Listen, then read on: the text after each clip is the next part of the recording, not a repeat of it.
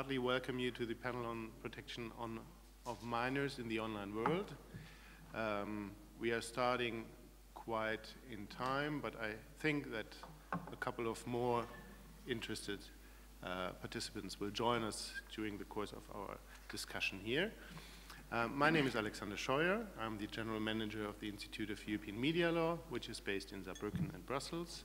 And I have the pleasure to moderate this panel, and I have the pleasure also to welcome my speakers.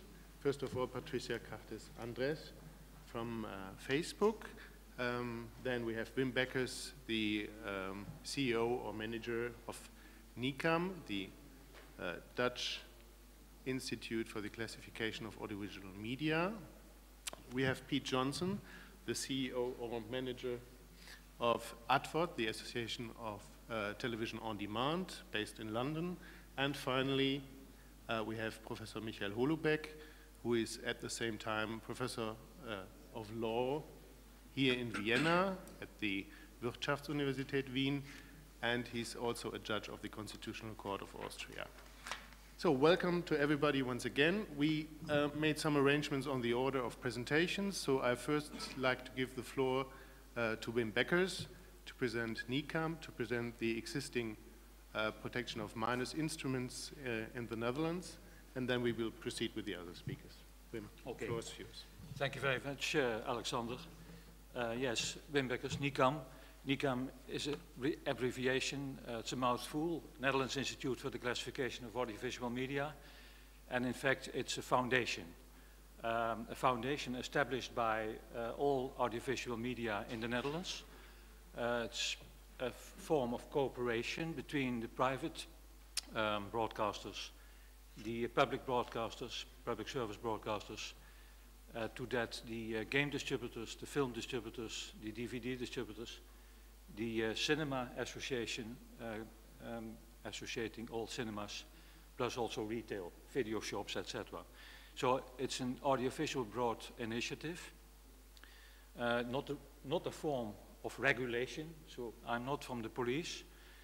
And NICAM has one goal, that is to inform parents, educators, parents, but also children. Back to that later. Also children on the possible harmfulness of film, DVD, television, and game content. That is our goal, to inform consumers, people who are interested in that. We launched a uniform classification and information system to that 11 years ago in 2001. And it's a uniform classification system for all television programs, not only fiction, but also for reality, documentaries, etc., cinema films and DVDs. And the classification is done on the basis of one set of criteria. Most countries do have film rating boards in which committees come to a film rating or a rating for a DVD, etc. The construction in NICAM is different. The suppliers, so the broadcasters, private and public, and also the distributors themselves are responsible for the classification.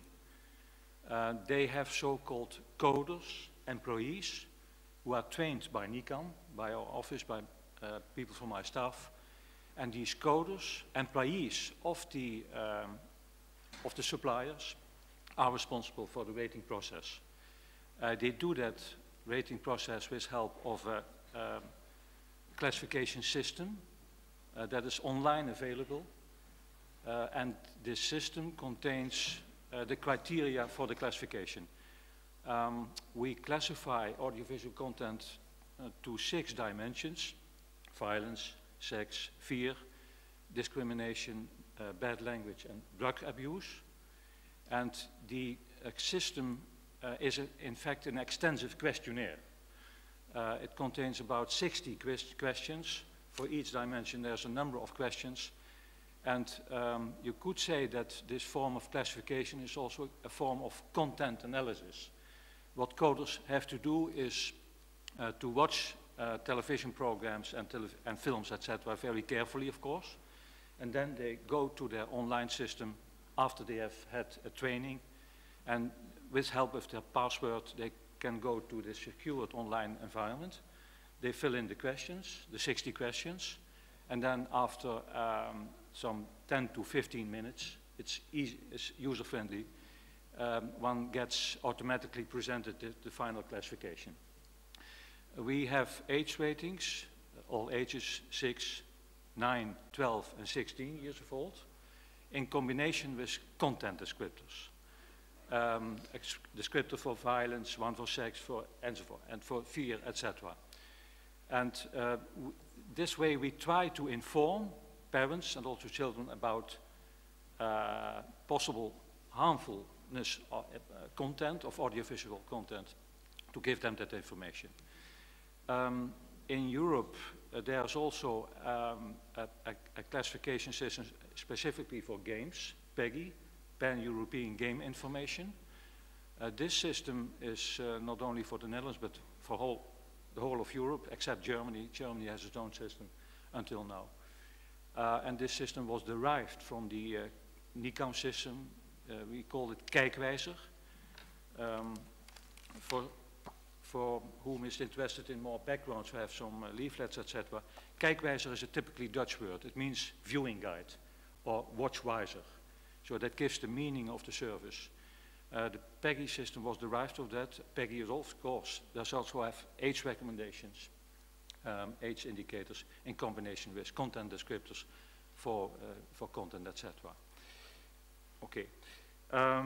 NICAM is the administrator to the PEGI system. We are not the owner. The PEGI system is owned by the international game industry. I think that, I don't know if we can get back to self-regulation, etc., but PEGI, in my view, is a very good example of robust and good functioning, good working self-regulation.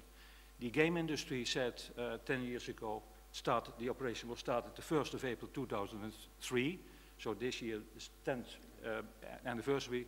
The game industry said, we will take our responsibility, we will inform, we will and have to inform consumers when they make them buying decisions.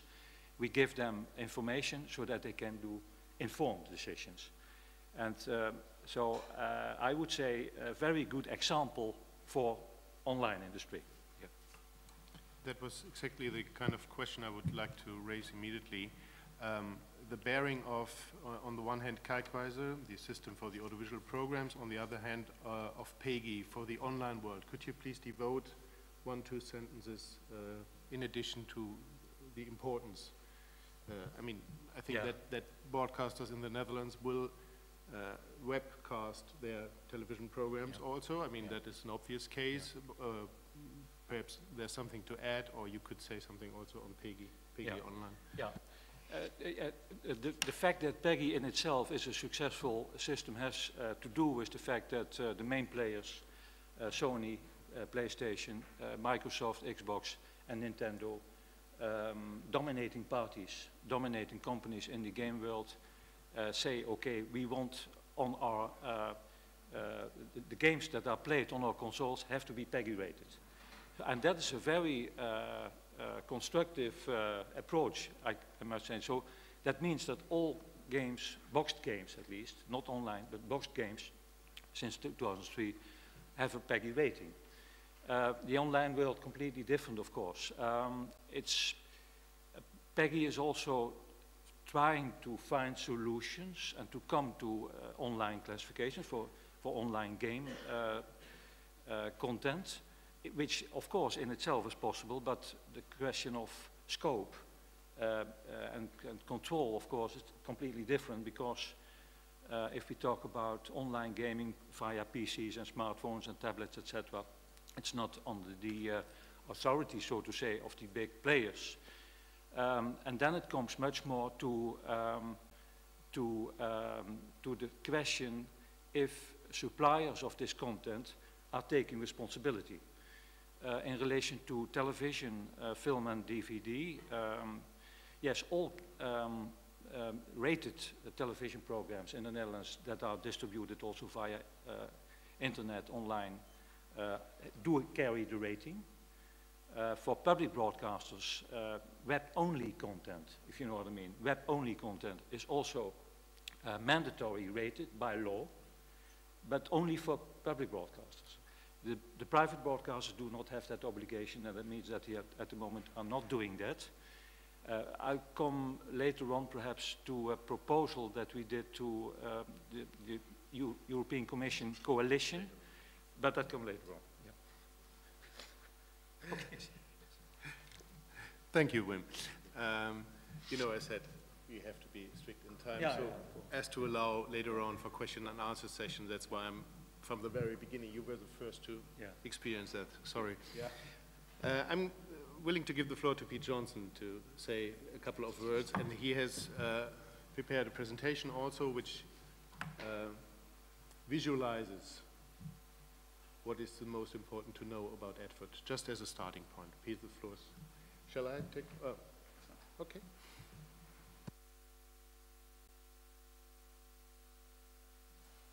Okay, thank you very much. I'm Pete Johnson from the Authority for Television on Demand, and I just wanted to really set out a little bit about ATVOD and the way we approach protection of minors in the space that we regulate. ATVOD is the UK co-regulator for video on demand services. So we are sort of, Wim said he wasn't the policeman, he was part of a foundation. We're sort of a privately contracted policeman to the real policeman in the UK being Ofcom, which is the state regulator for media.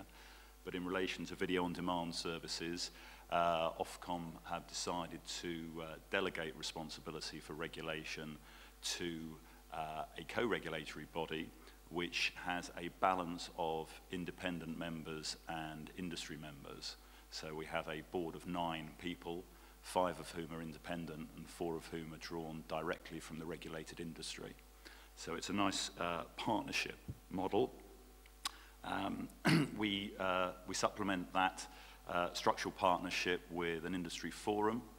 So every member of a regulated industry is entitled to come along to our forum to hear an account of what we do and to give us the benefit of their advice on how we should do it better or differently.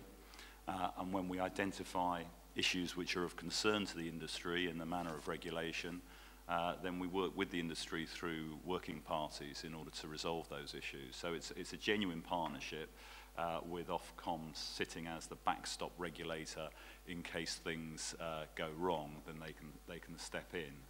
They haven't had to step in so far, and we're just coming up to the end of our 3rd year. The purpose of the co-regulatory arrangements for video on demand was to implement the AVMS directive in the UK. So that means that we regulate just those video on demand services which are TV-like. We don't regulate all on demand, just those which are TV-like and obviously which are operating from within UK jurisdiction. That means that currently we regulate over 200 services in the UK, and it's quite a broad spread of different types of services and different types of service providers. So obviously you have the main broadcasters catch-up services, Channel 4 and ITV. We don't regulate the BBC's iPlayer, even though it's the biggest video-on-demand service in the UK, because I'm sure as everyone who's familiar with the UK will know, the BBC is special and has special arrangements for its regulation, and that applies to video-on-demand as well. But if you're watching BBC iPlayer outside the UK, so if you're watching it in Austria today, we do regulate that service. So if you have a problem with anything on BBC iPlayer when you're watching outside the UK, you can contact me to complain and I will deal with your complaint. In addition to the catch-up services, we also regulate a number of archive film and TV services. For example, Warner Films, Love Film, which is owned by Amazon, and Filmflex, which is a joint venture, a number of the large studios. Also, the video-on-demand services operated by the big set-top box platforms in the UK, so those operated by Virgin, Sky, and British Telecom. Now, in addition to those big mainstream services, we also regulate a number of sort of niche or specialist services, which can also be quite large, but they're much more specialist in nature. So, for example, Vivo is a service that operates purely online and which offers just music videos. We consider them to be TV-like, so we regulate those.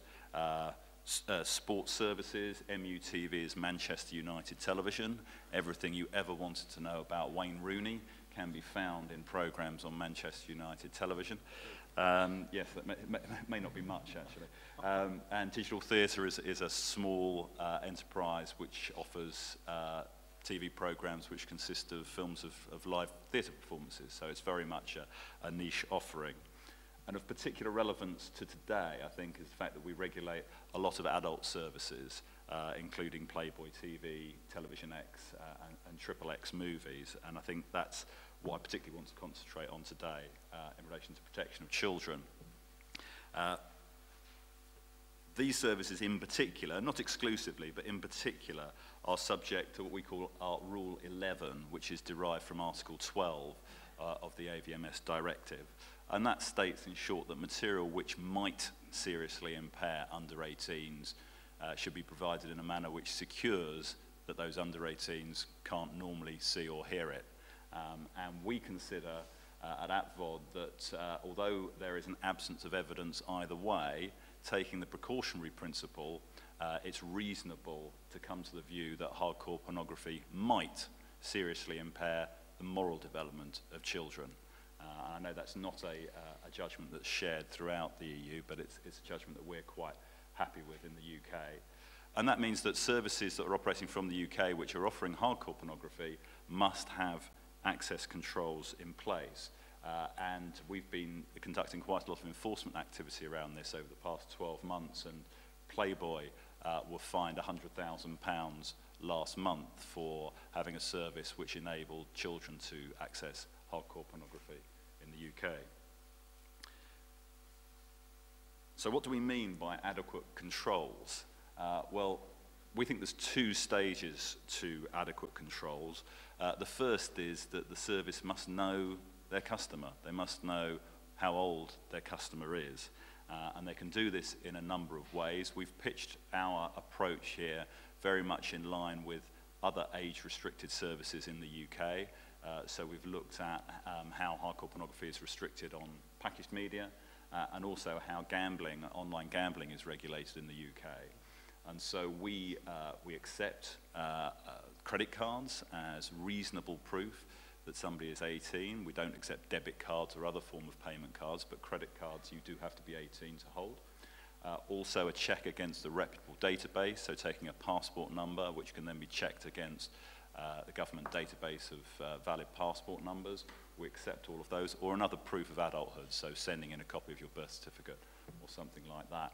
We don't believe that the favoured methods of many pornographers, which is to have an I am 18 button, or to simply label your website with an ICRA restricted to adult rating, we don't think that's sufficient, especially when no more than 40% of households in the UK which have children have any parental controls installed on computers at all.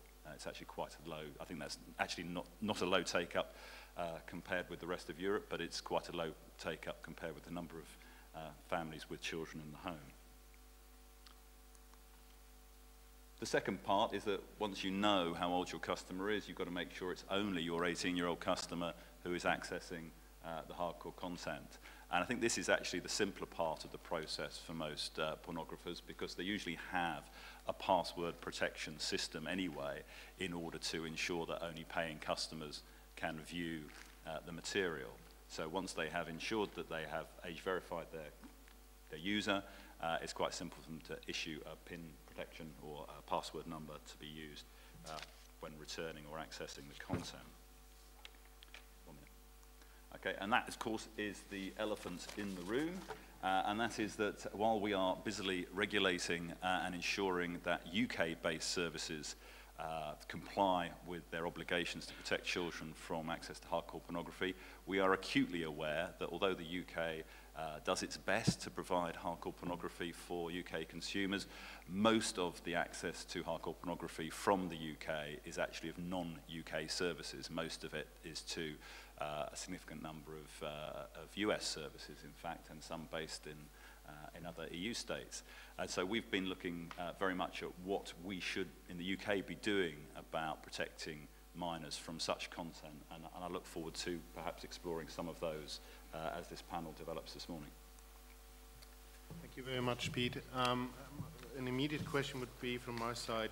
Do you have any experience or any numbers known as to a possible distinction between households which have a subscription to one of the services you regulate and their take-up and implementation of parental control systems as opposed to households who do not?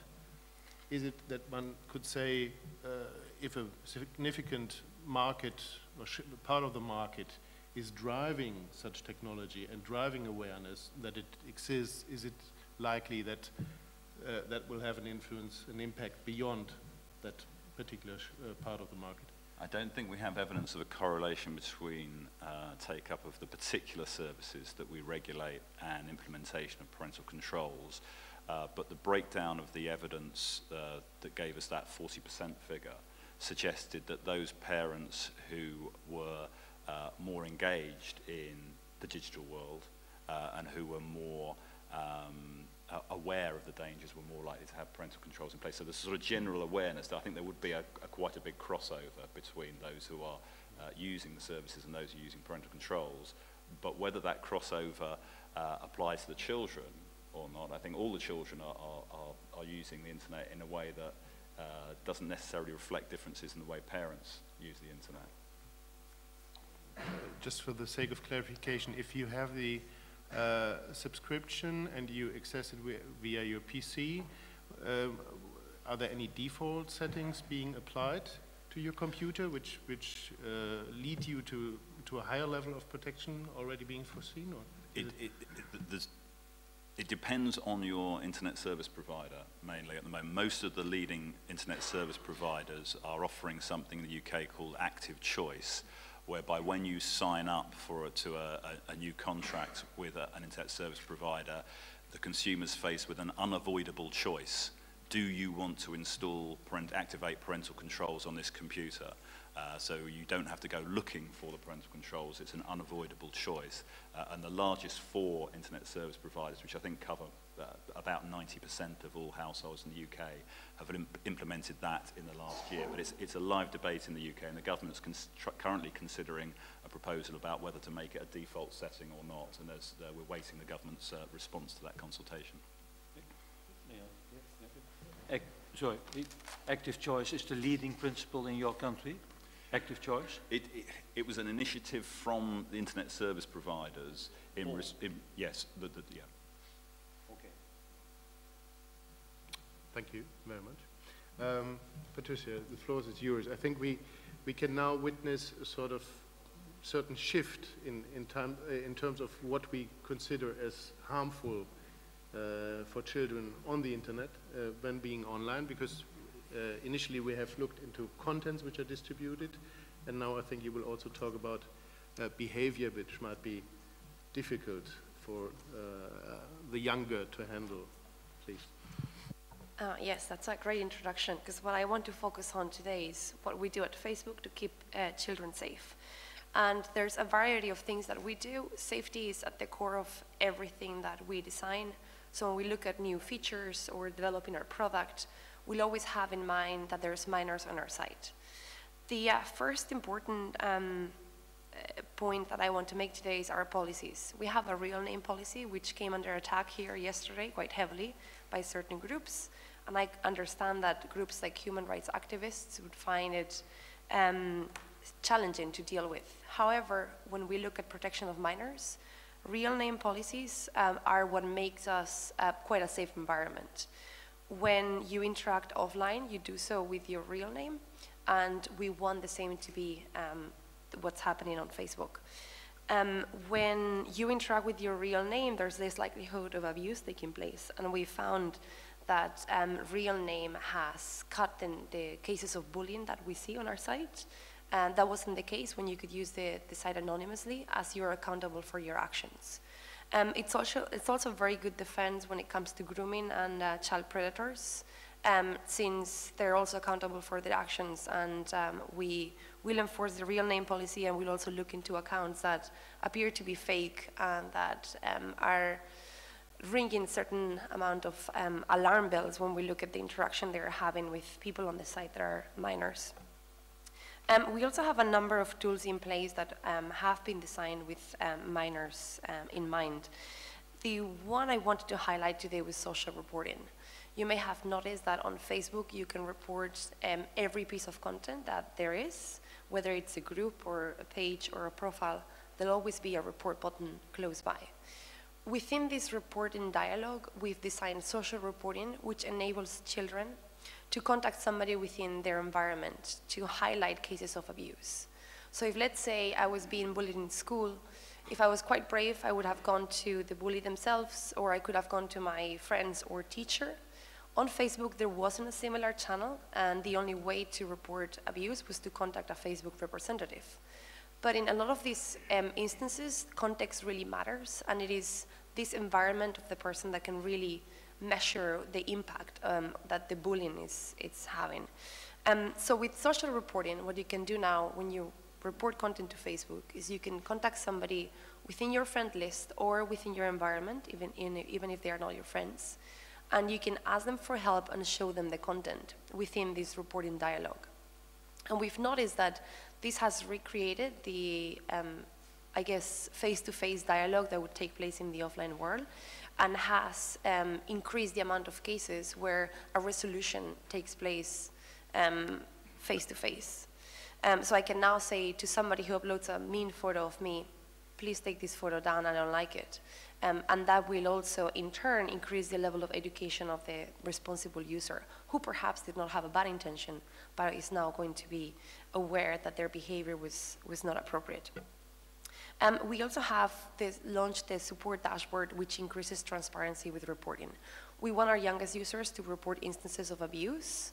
And before, there was, I guess, a reticence on their end because they didn't know what happened to reports. They didn't know whether reports were confidential or not. And we're doing a lot to increase education on this front. So we do a lot of messaging targeting our minors. And we explain that reports are confidential and that they can go to the support dashboard within their account settings to look into what's happening to a report. So if I now report somebody on Facebook, I will be able to go into the support dashboard and see the progress of that report. And Facebook will notify me when we've looked into the content and when we've taken action. If you look at it from the other perspective, from the responsible user perspective, if I upload content that violates Facebook standards, we now place you in what we call an educational checkpoint. So let's say I've been bullying Alexander, and it could have been unintentional, right? It could have been a photo that I upload today that he doesn't like. Doesn't mean that I'm a bully, it just means that I wasn't behaving in the most responsible way. We can do certain things. We won't necessarily take down my account, because as I said, a lot of the actors that we see in these situations don't really have a bad intention. But we can revoke my ability to upload photos for a certain period of time. We can also show me the policies that regulate photos on our site so that I understand how I should be behaving. And once I've completed all of these educational steps, I can then regain full access to my account again. Should I continue to behave irresponsibly, then of course Facebook will look into taking more severe action. We also have a number of partnerships in place. So we work quite closely with networks like InSafe and InHope that are really paramount in fighting child abuse, whether it is bullying cases or more serious cases of child exploitation. And they send us reports through a direct communication channel they have with us, but they also give us a lot of feedback into new features. If you take, for instance, graph search, we provide them with access so that they can look into the tool and see how it will affect minors. And then they have the ability to give us feedback before we we launch it to the wide public. And we found over the last 2 years that these partnerships have really helped us increase the quality of our product when it's come to safeguarding children.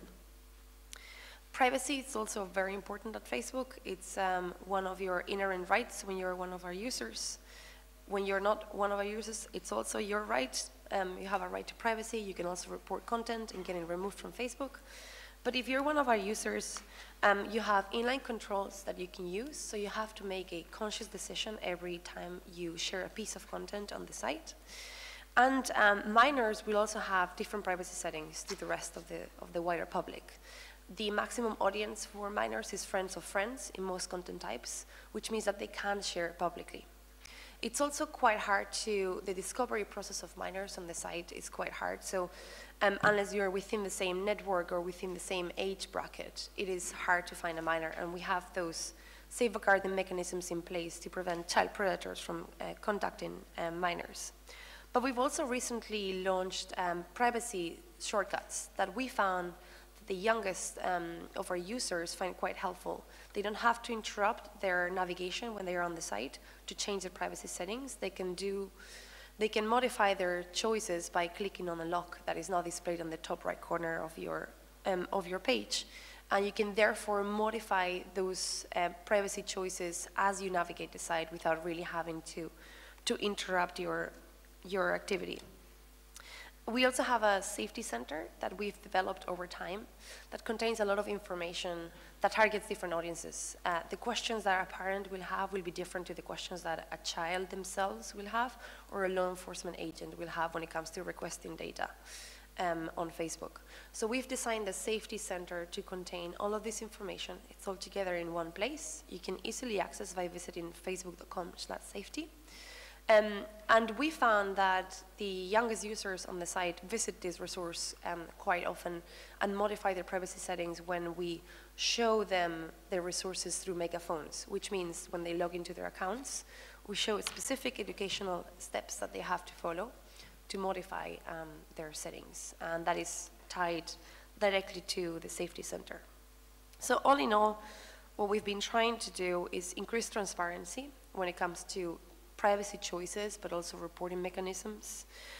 We've tried to work hard with partners who are in a very good position to define what child abuse is and how to fight it. And we also have developed quite advanced technology when things have gone wrong, and we've observed cases of grooming, etc. So we have very advanced technology that we work on in coalition with other industry partners to ensure that users remain safe on the site.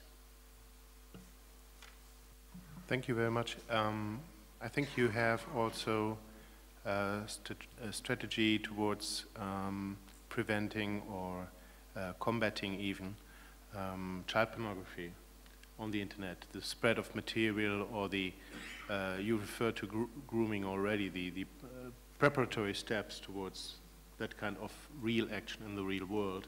Could you devote a few sentences on that, please? Yes, absolutely.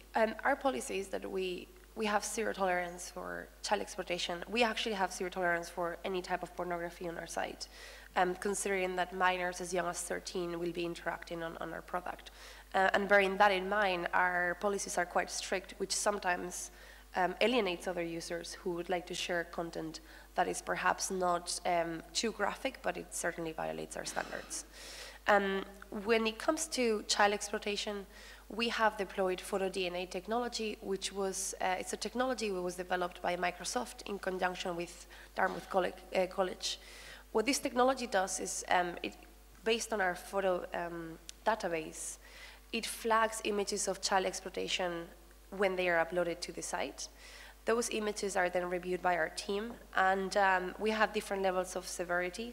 Of course, for the most severe cases, when there's also other factors like interaction with minors taking place, we will go as far as collaborating proactively with law enforcement to make sure that the person sharing that material is accountable and brought to justice.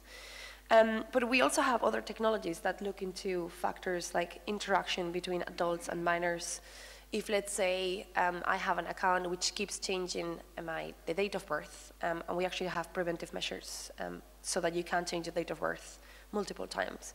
But if you do change your date of birth and you interact with people under certain ages, you have certain amount of matches on the photo DNA database, etc., then those all will be very good signals that something is wrong and we should be looking into. So with that in mind, we have developed our own technology plus photo DNA, and in conjunction, we found that it works quite well to prevent child exploitation before it actually happens and a minor is put at risk.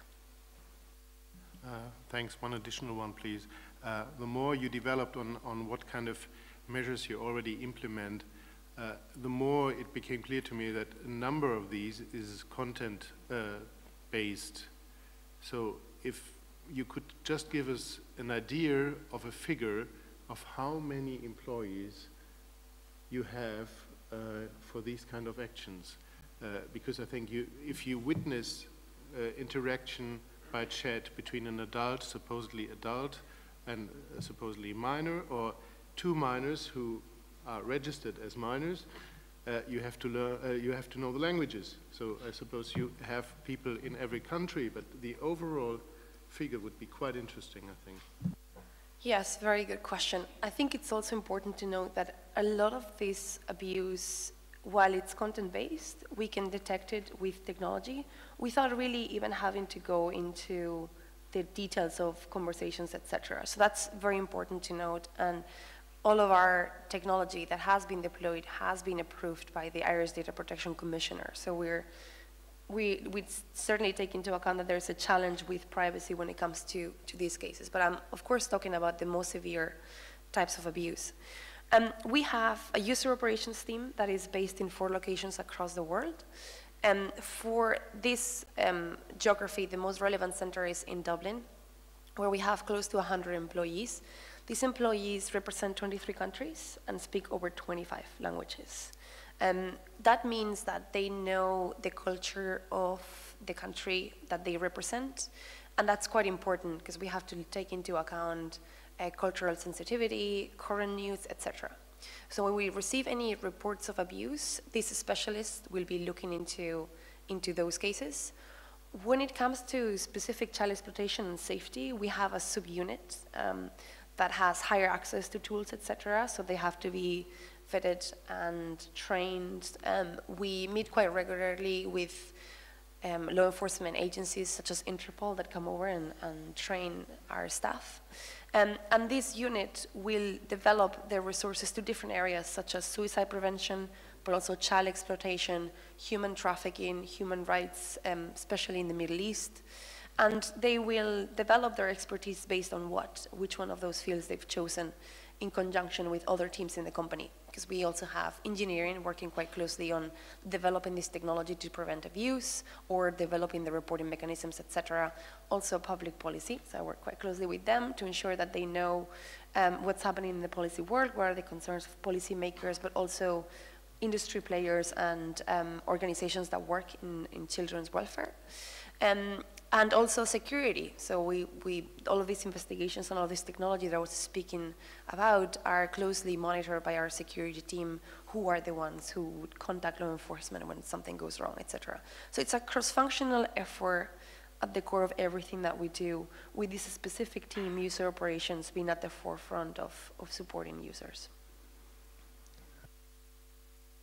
Thank you very much for these additional information. I would like to give the floor now to Michael Holobeck, who is a sort of advocatus diaboli at that point of time of our discussion. When preparing, we said it would be important to look into freedom of speech issues, the right of the child to access information in general, the right of the child to access information which is appropriate for its age, the parents' right to educate their children, and I think we could add a number of these now because I just learned about a right of a user of Facebook to be educated by Facebook, and at least we should devote perhaps also a couple of words on privacy or protection of personal data as we would rather phrase it here. Michael, what do you think if you listen to the different ways and approaches that are followed? Do you think that there are some which are less intrusive on users' rights and rights of the child, just because it's so easy to do it in that certain kind of specific circumstances? Or is it that you think one cannot distinguish between the different kind of approaches because they all have their problems and they all have their benefits? Thank you, Alexander. Good morning from my side. So, you're quite right, I'm a little bit the outsider here, so I have to confess I had to organize myself a quick lesson in how, in social media and how to use my iPhone this morning. I took the lesson from my 10-year-old daughter, actually, and I was allowed to use her Facebook account for a couple of minutes, but only for a couple of minutes. And what... 10-year-old? We talk now. We talk afterwards, okay? Yeah, that's why I said it. But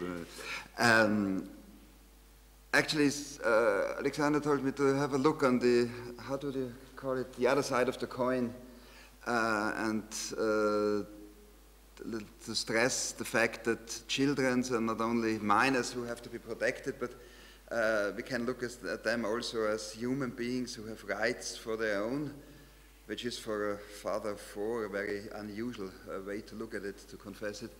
But anyway, so they have rights of their own. They have obviously the right to seek and to access and to impart information.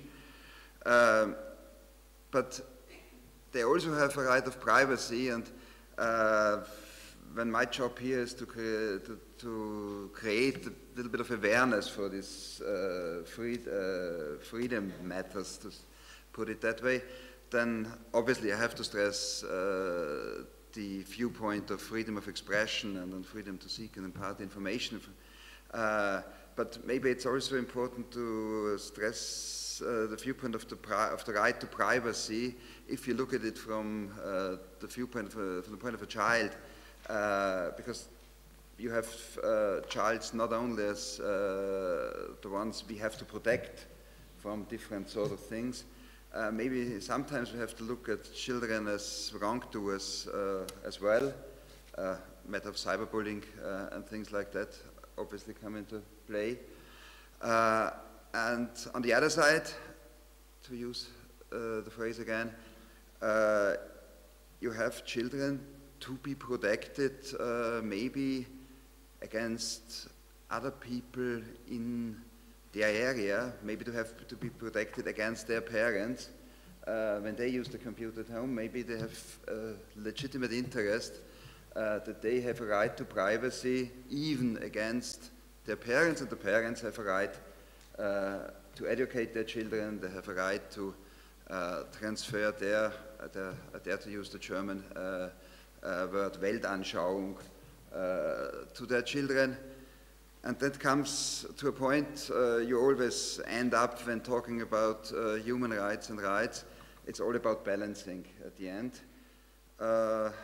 And if I have to create awareness, I can stress the balancing with the legal formula that is that all legitimate regulatory purpose, it means that all such measures have to abide by the standard of proportionality.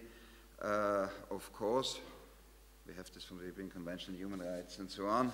We can put it with a more simple formula maybe, that when it comes to regulating each sort of media and media content, one has to take great care not to throw out the baby with the bathwater, and to end up, to be short, which I promised, you can also have this with the really great phrase and the great wording.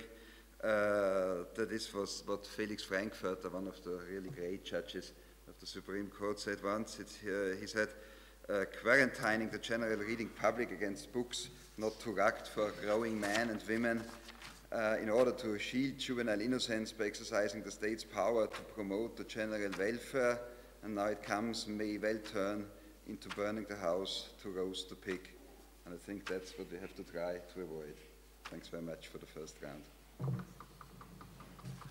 Yeah, thank you very much. So you would say it's a case-by-case approach, because there are so many rights involved, so many perspectives to be taken. One has to look at it, at every kind of service and their means to protect children and minors, or to enable their taking up of rights in its own light. So I would say this is a measure-to-measure approach, and I would say you have to look on the measures themselves. And as lawyers, we are, at least in the continental approach, we are trained foremost to look at who is regulating. Is it the state, or is it some sort of co- or self-regulation? And we used to look at it the way that, well, self-regulation, that's a very intensive instrument, and co-regulation is a little bit more balancing, and self-regulation on this form is maybe from balancing the rights is the more better approach. And I would say that's true in some sense, obviously. But on the other hand, if you look at the measures, maybe they are quite the same, and it's not so important if the measures come from the state or they come from some sort of co- or self-regulatory mechanism. But you have to look what are the measures, and for the children, and that was the point with this right of privacy thing. For the child, it's rather not so important if they're controlled by the state, or if they're controlled by the parents, or to put it the other way around. My children would prefer to be controlled by the state instead by me. And the positive obligations of a state to protection of minors, to ensuring the right of privacy, they obviously conflict with the idea to enable and allow children to impart information. Is that something that we can really expect a state to do in a very wisely manner, or is it something where there is much room for self-regulation by the industry or co-regulation, just because it's so difficult to balance it only at one level? Well, a question we're debating the last 10 years, and with Phil Weiber with this, so I can give you the quick answer in just a minute, and then that's solved. Obviously not. I think, from my point of view, but I would agree that this, again, a rather continental approach, or with some theoretical background, is to say that I think there's very much point in self-regulation. There's very much point in co-regulations and this thing like that. But I think so. Let's put it that way. That how the European Court of Justice said it once. There has to be a role of the state as the ultimate guarantor of the freedoms, and I think the state has to take responsibility for what is going on. He hasn't to take the things by itself, and the state hasn't to do everything to take up the picture by the policeman, but he has to look how it is organized, and he has to be such a sort of last resort, or the one who is in charge if something goes wrong. I'm sorry, you have been short, so that gives me the possibility to come up with two more questions. Sorry. Who is the state? In the cases we are discussing here, when talking about the internet, is Austria, and then also the Netherlands, and then also the UK, and also Ireland? Or is that another kind of forum which has to be found for these kind of services and approaches to be devised for them? And the second question would be, is, according to your opinion, the state or a multilateral organization, supranational organization, also in a responsibility to ensure participation of groups of society, so that that there comes in an additional influence of not only a democratic approach, but also a user approach, when I think you have at Facebook had ideas of what you could do, but you may have tested them with some people. In a system like NICAM, you have representatives of society, of academia, of different disciplines of academia who deal with these questions and who come up with ideas and solutions. And ADFOD is having recourse to scientific knowledge as well, and you take up very much what opinion polls tell you about the feeling in the public. I think that is a general approach in the UK for different regulators. So I'm stopping here. Is it also a state obligation to ensure that kind of involvement? So first, who is the state we are referring to? And I don't know, to be frank. I don't know who is the, I don't know either. who is the state. Obviously, that's the good old nation state is not very good in regulating things like the internet, but maybe we have to add a but, and the but is that the good old state is not that weak as it is sometimes regarded. Maybe the example of Facebook and some people suing legal remedies against Facebook really on purpose in some national courts, and this works for one or the other thing. Is a good example for how the good old way of state control works through the ordinary courts. On the other hand, you can have definitions like the state is some organization independent from economic, etc., interests, and with sort of widespread interests represented. And you can add that there has to be some sort of democratic approach to the thing, because that's one thing. If you talk about regulation, the one thing is that regulation has to do something with power, and you have to have power, and you have to have somebody who transfers the power, but it also has to do something with democratic control. I think that's maybe a way to look at it. Thank you so much. Wim, you wanted to? Yeah, please. Okay, just a little remark, because there might be questions from the audience. But who is the state in relation to online and internet? I think that the European Commission that started, Neelie Kroes, Commissioner Kroes, that started the coalition of willing companies, international companies in Europe, makes clear that that is an approach. So the state is the European Commission in relation to online. Some people may be disappointed about the results of that process that went on for a year. Might be, but I think we were involved as well, Facebook also, of course, and Vodafone and Microsoft, all the big international online companies, etc., Orange, Telefonica, etc. But that was an interesting process, I think,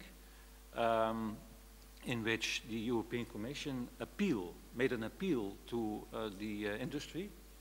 Come, sit with me, sit with us, and let's see how we can come to a better internet situation in relation to children, especially. So I think that is a very good initiative. It's not a law, an international law, etc., but it's management by speech. That can work, it must work, I think, in this international environment. And then, of course, it's also up to the companies to take the responsibility. And I think Facebook is doing a lot of so. I think that's the same for YouTube. I think there can be done more, but okay, that's another thing.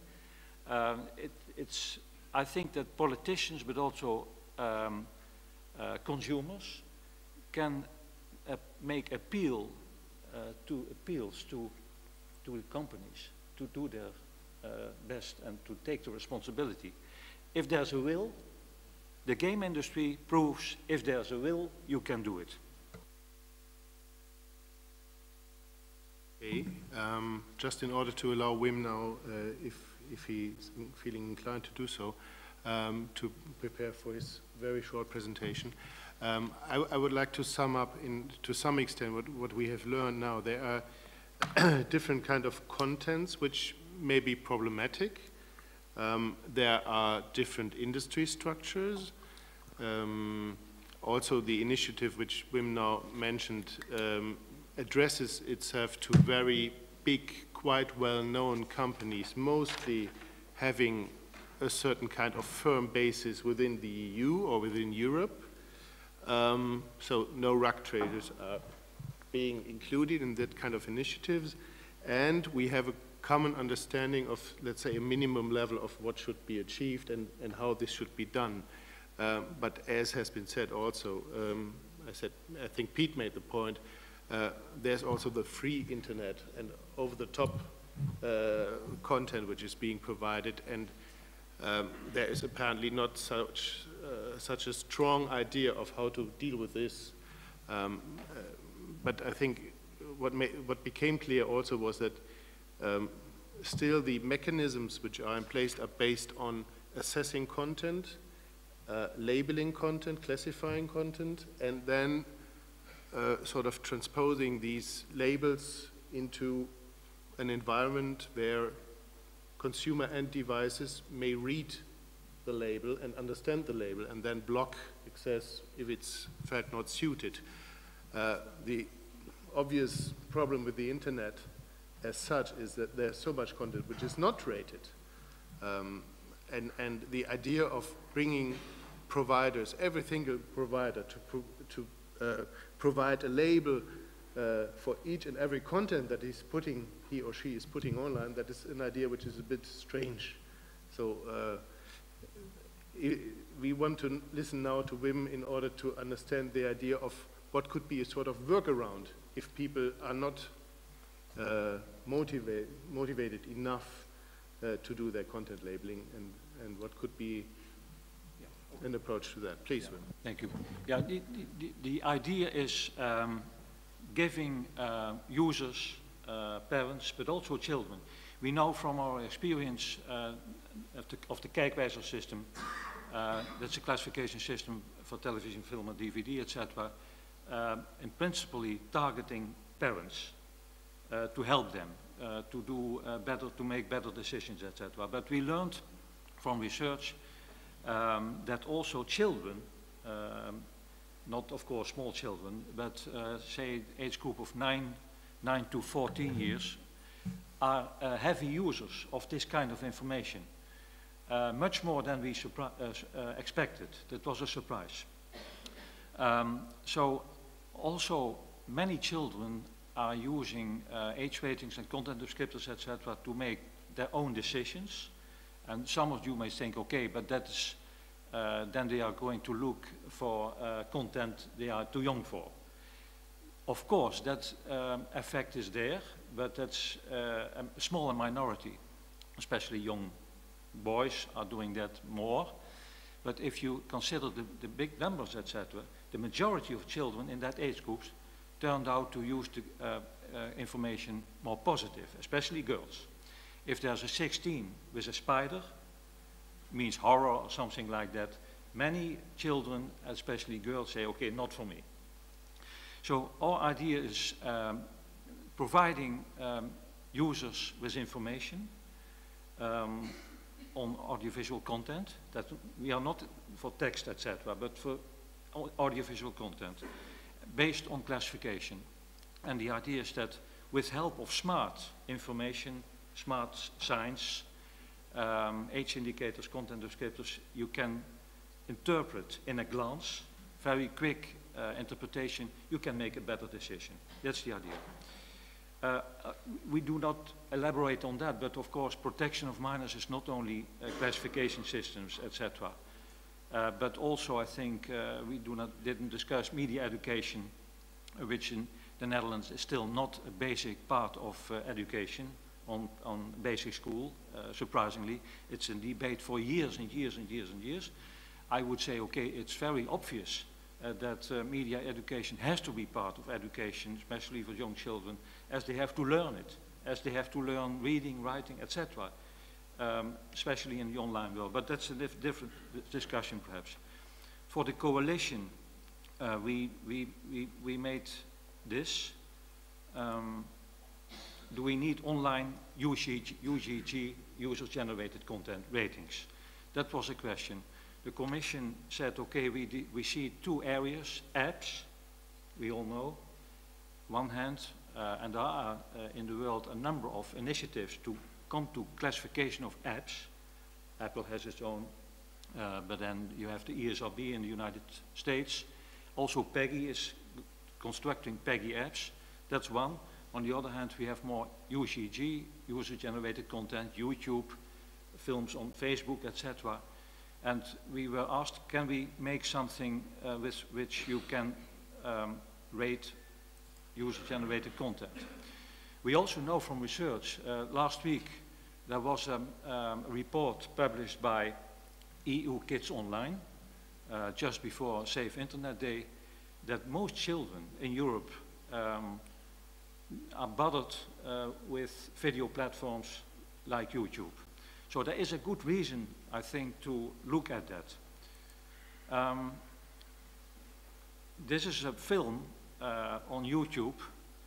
I will not show it completely, but there's not any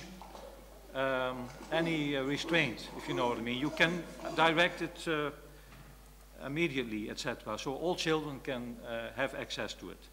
Additionally, every minute, another 60 minutes of content is uploaded onto YouTube. Of course, that has to do with what you said, with massive content, with massive volumes, etc. Aim, make the internet a better place for kids. Sorry. The Commission had 5 goals: simpler and robust reporting tools for users, that was 1. Age-appropriate privacy settings, that is 2. Wider use of content classification, wider availability and use of parental tools, parental control systems, and effective takedown of child sexual abuse material. NICAM has to do with content classification.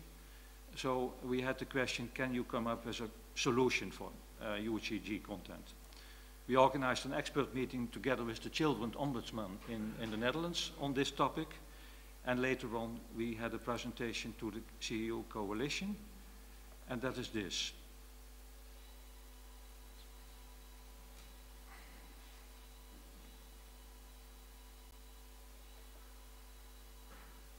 It's a few minutes. Yeah. It speaks for itself, hopefully.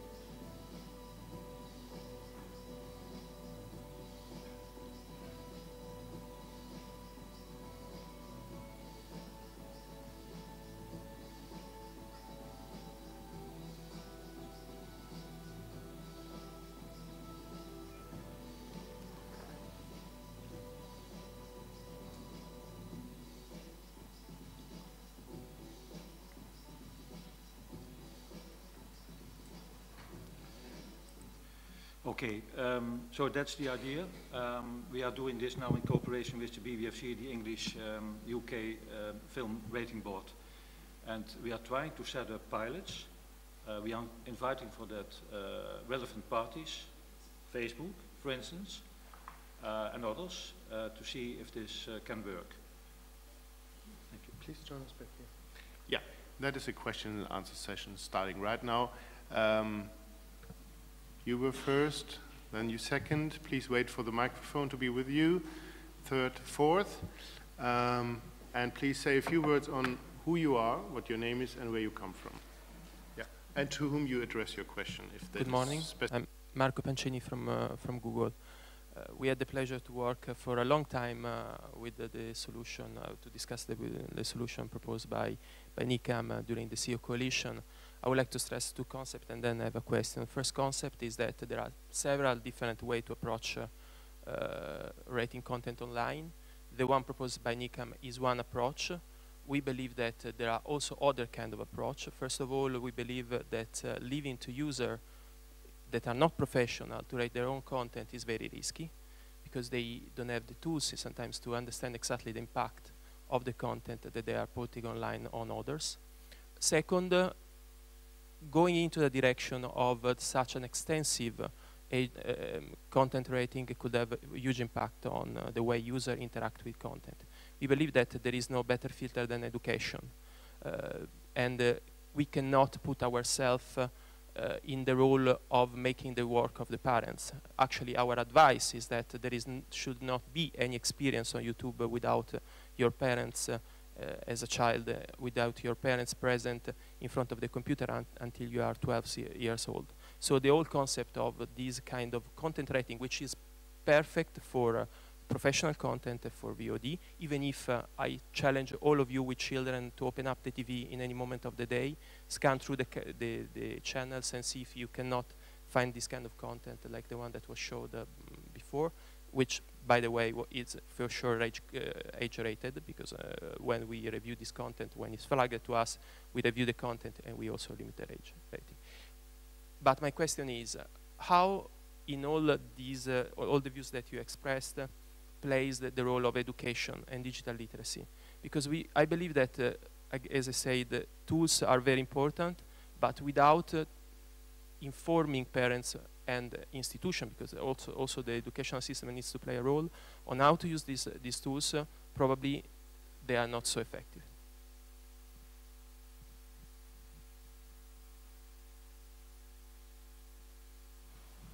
I think the direction of your statement has become clear. The direction of your question did not so, or was it to each and every? Okay, okay, thank you. So we will try to collect a couple of questions first and then do a big round. Yeah, please. Thank you. I want to ask two questions to Facebook. One of them is interests us, one of them interests minors. The first one is, yesterday I got an email from Facebook and it was saying that one of your friends is on Facebook. Now get contact with him or her. I wonder that how Facebook knows that he or she is one of my friends, and how Facebook know my this email address, because I didn't register Facebook via this email. I wonder.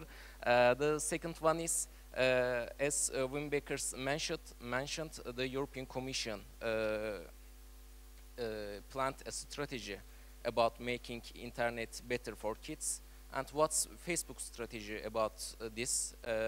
Expect reporting tools. For example, do you think an age control system needs to Facebook? Because lots of kids under 13 can easily log into Facebook.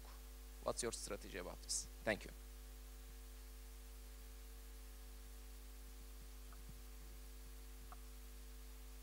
So I want to say many thanks about this good exchange ideas about good... Excuse me, could you tell us your name and your yes. affiliation, My please? name is Lara Mudrak. I am president of the Ukrainian National Council on TV and Radio Broadcasting. I'm so head of our Ukrainian working expert and scientist group for the national smart symbols. Our system based on the KickWiser.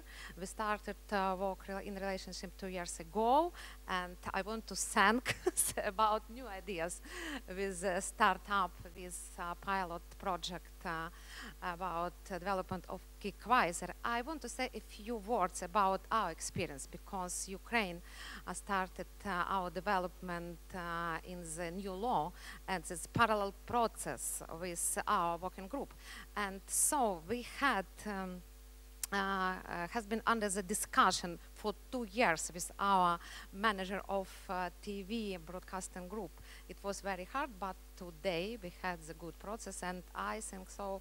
I hope in this year we started our pilot project for the TV program. But day to day, I listen many questions for the parents, for the scientists, for our viewers, and our customers about the future of this smart symbols on radio, on new media, for example, IPTV, OTT, home broadcasting, broadband, etc., etc. It's really included all the new tools by the internet. What my question, I have two questions. One question to Wim Beckers about what the new forms of the KickWiser for all of aspects of the new age of digital area. What can be propose some first starting step for the startup in the mix of the classified KickWiser for the new media. And my other step is to Michael Holbeck about good, better examples of the public law in the different European countries about some chapter about protection of minors in the new digital area. Thanks.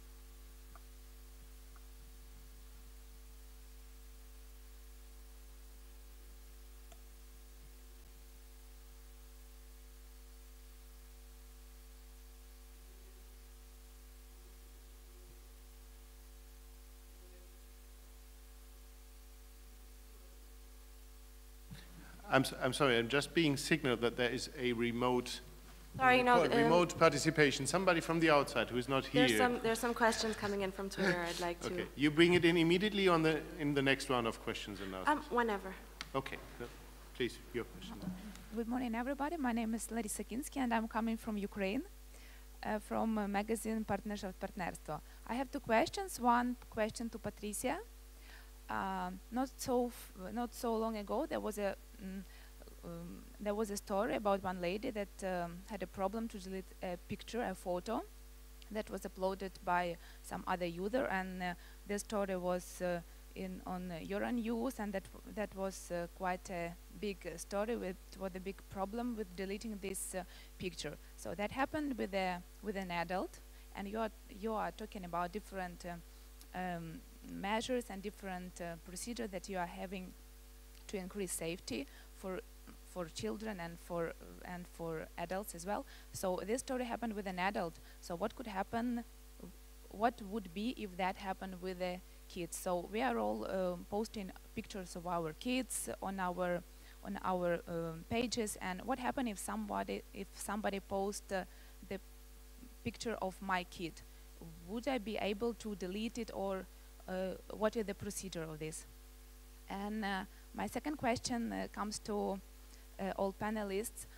I would like to ask you, what do you think about the situation on YouTube when as a mother, I watch, I download cartoons with my kids, and sometimes I don't have enough time to sit with them, and they are doing that by themselves. And my daughter likes to watch Peppa Pig, and once she came to me very frustrated because she downloaded one cartoon, and that was not a normal cartoon.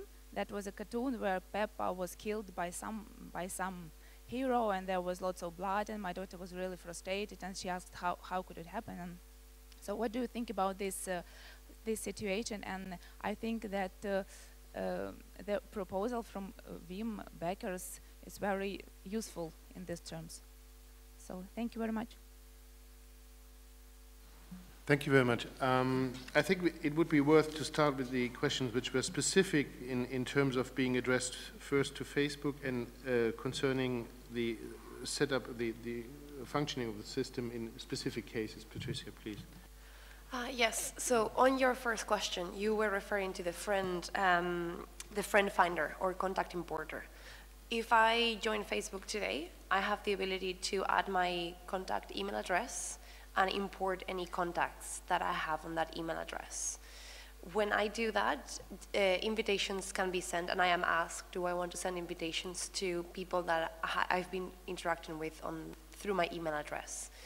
So that's what happened. Your friend joined Facebook, they entered their email address and password, imported their contacts, and then chose to send an invitation to you to interact on Facebook. In that situation, your friend is a data controller. So your friend has chosen to provide your contact details to Facebook so that an invitation can be sent.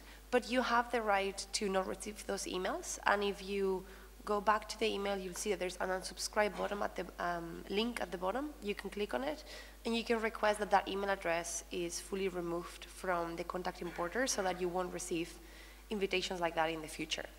There's two things that can happen if you do that. If somebody else goes through the process again, you will have to unsubscribe again. So what we normally suggest is that rather than fully remove that email address or ask Facebook to fully remove the email address, you opt out from receiving emails like that so that you don't get them in the future. But you can also request that that information is purged from the contact importer.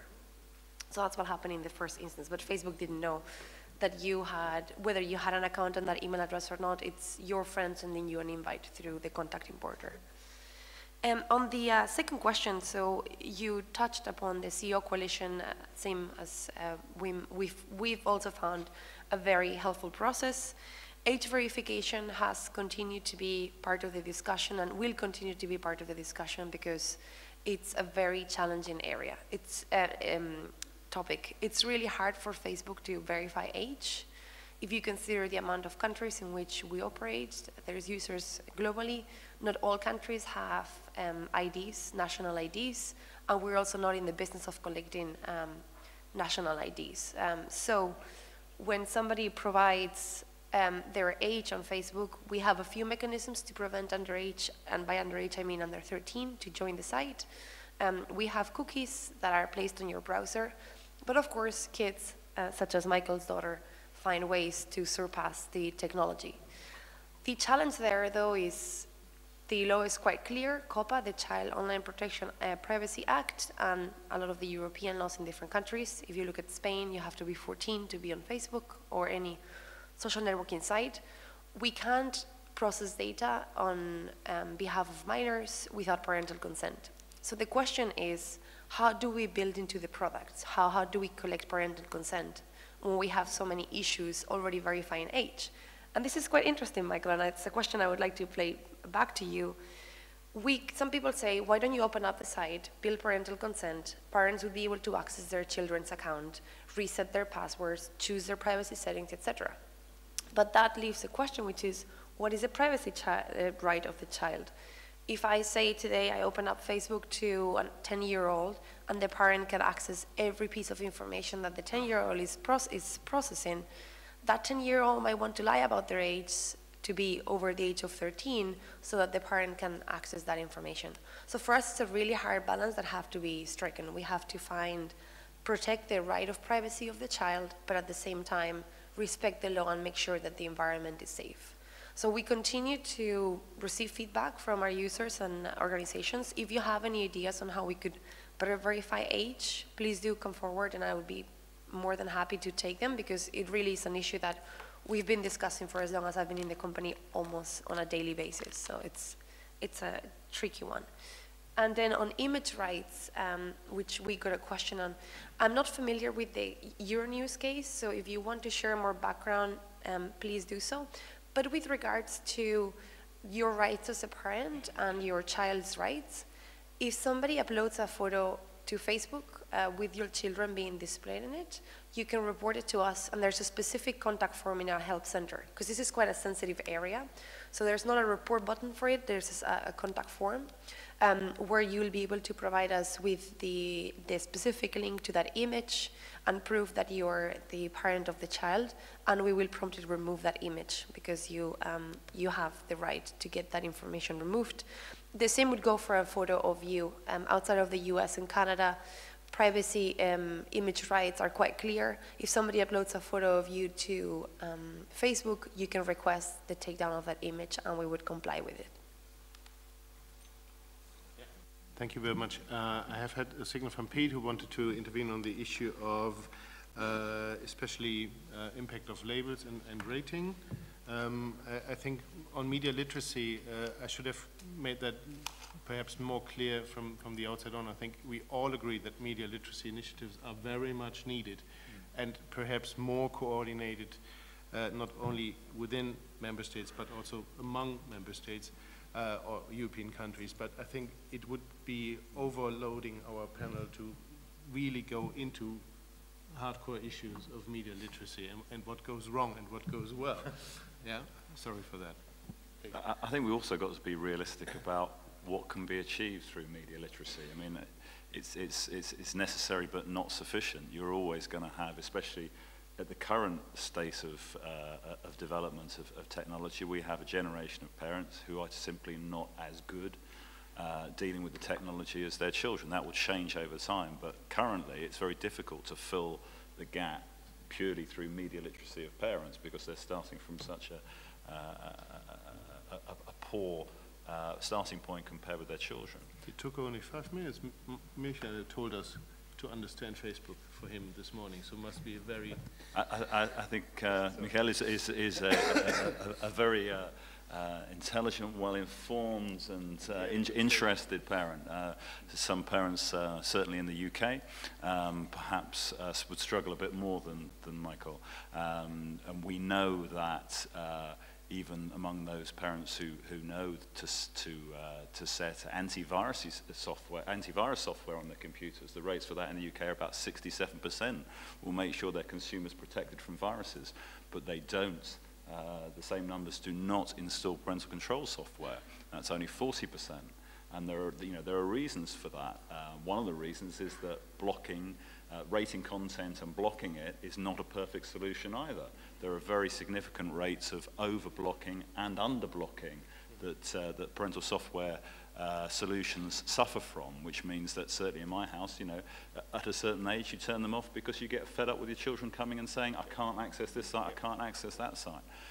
So, these are initiatives that are worthwhile and which help to fill in parts of the jigsaw, but they're never the whole solution. And I think Wim's very imaginative solution for user-generated ratings of content is another, it's an excellent idea, and it will help in certain areas, but it won't deal with the area that I was focusing on in my original presentation, which is of pornography, which is emanating from outside the EU. There's not a problem with labeling it. It's not hiding. It's screaming that it's pornography. Everyone knows it's there. The issue is, how do you prevent children from accessing it, and not just accidentally, but purposefully? And I think that's what we've been looking at in the UK recently, and ATVOD recently made a proposal that UK banks should stop processing payments to services outside the UK which are providing hardcore pornography to UK children. We need to look at lots of different imaginative ways of chipping away at the problem, and I think trying to look for an overarching solution is always going to be a failure. We have to do it bit by bit. It's incremental, and we'll never protect all the children all the time, but we need to protect more of the children more of the time. Wim, there were two questions. One was, it was rather a statement, and the other one was, what's the future of smart labels? I would phrase it, and how can you improve implementation, take-up of your system? Yeah, thank you. First of all, reaction to Mr. Mancini of Google. Yes, of course, I agree. Media education is very important. I mentioned that as well. So it's not only a question of rating, etc., but I think that in a media education process, information, smart information, based on classification, can be helpful. And that's the idea. 12 years ago, we started NICAM. And the idea was that the suppliers, so the broadcasters and the distributors themselves, would be responsible for the rating process. Not independent committees, etc., like the BBFC and most countries still have. That was an experiment. It was a new concept. Nobody knew if it would work, but it was an idea that was worthwhile to trial and to have a pilot. Now we are 12 years further, etc., 11 years. We know that this can work. Employees of the suppliers are able to deliver good quality ratings. The European Commission says that the kijkwijzer system is a possible role model for other countries. Now we invite, on the basis of the concept we presented, relevant parties to find out. We are not sure, of course, to find out if this concept can work as well. So that's the invitation to YouTube and also to Facebook and others. Let's see. Perhaps you are right that it cannot work, but we have to find out. I'm not sure from this moment that we can say it will not work. Technique proceeds, develops, etc. And there are also very good correction mechanisms in place with which errors can be corrected, etc. I would say, let's see, join us. And then, yes, relation to what you asked,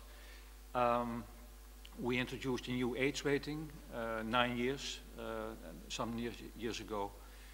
I think that most important is to make the information available to users. How you find out good ways. We did not discuss that, but kijkwijzer and PEGI are warning systems. They warn. Of course, it's also very good to see if you can provide positive recommendations on content, especially with respect to young children and safe areas. An ISP in the Netherlands paid for a child-friendly browser. You can download as a parent for free, completely for free. It was paid by an ISP.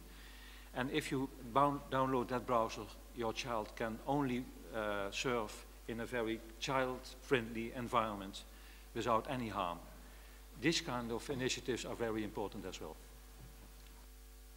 Thank you very much, Wim. We take up the question from outside the floor, outside the room, sorry, and yes. Then two more questions. If everybody still has time, I mean, anybody in a hurry here? No, okay, let's just go on. I'll make it really short. The Swedish branch of the IOGT International has been, sorry, can you hear me? Okay. The Swedish branch of the IOGT International has been tweeting quite a lot on this session and asking various questions, but to summarize it all maybe into one brief question, focuses on how can you protect minors in the online environment from, for instance, exposure to the alcohol industry advertising. So if there's anyone who would like to mention anything about that. Thank you.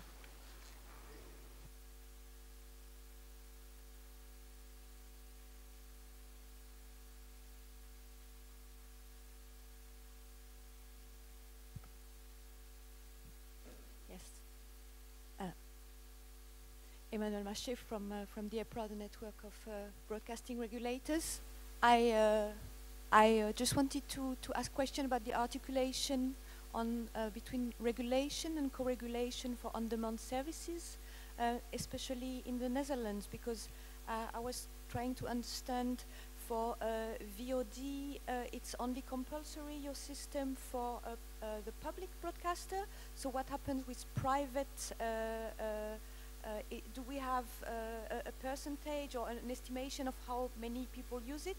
And how happens with the adult content and prevention for minors accessing it?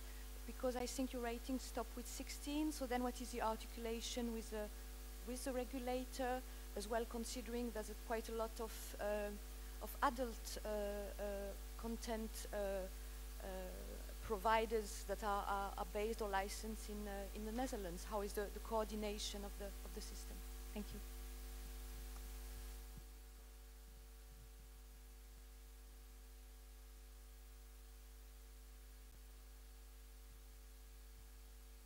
Marcin Cieślak, I'm from Polish Wikipedia community, Wikipedia, and basically I would like to to comment on some issue there. One of the rules we have in Wikipedia is called neutral point of view, which means that all sides of a story should be presented in the Wikipedia article. Pros, contras, all controversies. We are not allowed to avoid some opinion on some subject just because it's a minority opinion, or it's sometimes even very underrepresented. And this protects us from keeping ideological wars between users contributing content to Wikipedia, fighting on history, on politics, because Wikipedia wouldn't exist without this rule, in my opinion. And in 2010, there was a discussion to introduce a kind of content filtering or other classification system to images displayed in Wikipedia. And it ended up with a huge discussion.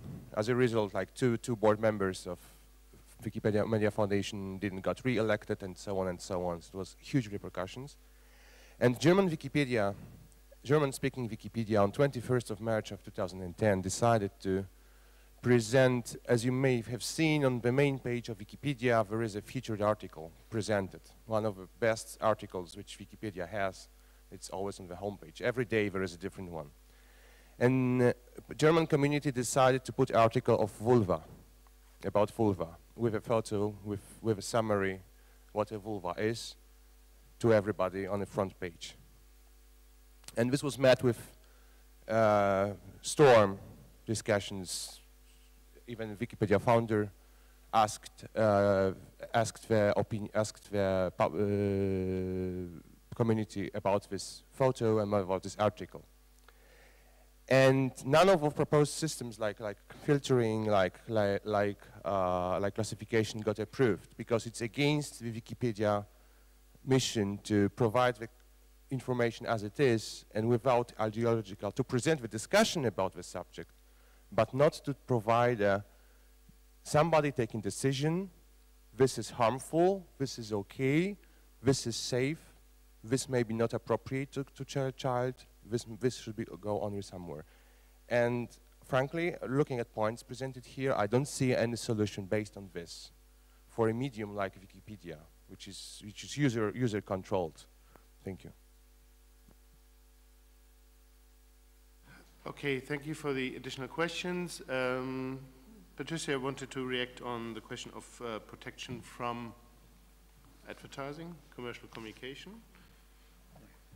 Yes, and it's a question that comes up in the Nordic region quite often, and we also feel strongly about it. So our products, like pages, for instance, have age gating built into them, which means that advertisers of alcohol brands cannot advertise to people under the ages of 18, and we enforce that policy quite strictly. So there is a way in which minors will not be shown that content, and that is also another medium that can be explored for other types of advertising that could be harmful to children. So harmonization of the protection level against allegedly harmful advertising is done by you. Well, it is done by us in conjunction with the brands. So any advertiser of an alcoholic brand knows that they can advertise to minors. There's quite a variety of what member states accept in terms of alcohol advertising for general alcohol, for drinks, and so on. And there are different age groups which are associated to that. But you have one approach under the age of 16, was it right? It's the age of 18. 18, yes. Sorry, okay, good. There was another question. from Emmanuel, exactly. And then the idea of how could you integrate something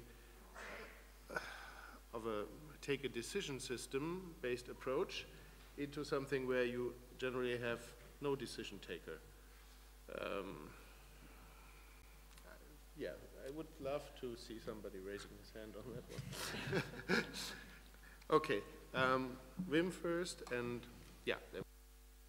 Okay, yeah, for the present uniform classification system for television, film and DVD, there's a legal basis in the Broadcasting Act for private and public stations. So not only for the public ones, but also for the private ones.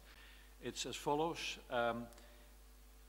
When a broadcaster associates with NICAM and applies the classification system, then it's allowed to broadcast programs that can be harmful for children. If a broadcaster does not associate and does not apply the classification system, which in itself is possible, then it's not allowed to broadcast programs that can be harmful. Then in practice you are saying, okay, I will only broadcast programs suitable for all ages. That is a very good stimulus for all the broadcasters in the Netherlands to join and to apply the system. For web-only content, so not for television programs that are distributed via internet, but web-only, if you know what I mean. Web-only content of the public broadcasters, it's also mandatory for them to rate that. But the same is not true for web-only content of private channels. Yeah.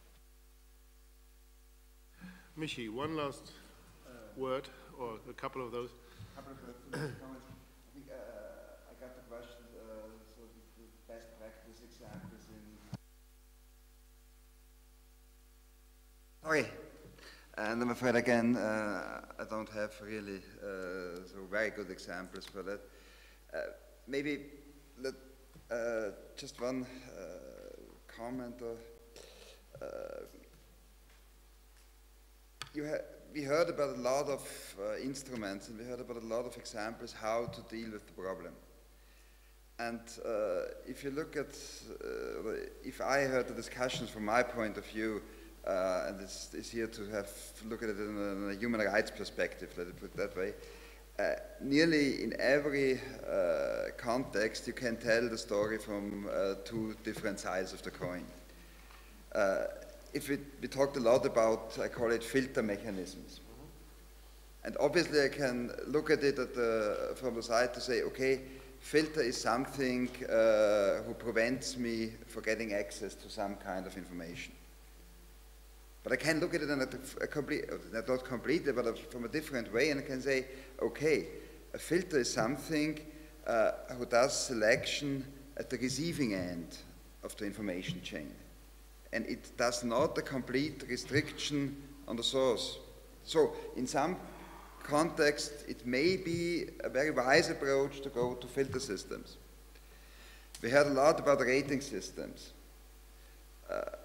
And obviously, it's a very good idea to have rating system. It's a good idea to have rating system not from some state authority, but have rating system from users, providers, coming sort of out of the community. On the other hand, that does mean, at the end, rating from the majority what all should get access to. And that's a problem, of course, as well. I don't have to remind you about the sayings of the European Court of Justice again. Right to have access to information is also to have right to access information that offends, shock, and disturb was the quotation. And maybe we have some situations where the good old hardcore law, even the criminal law, is at the end the best solution. Child pornography may be the best example for that.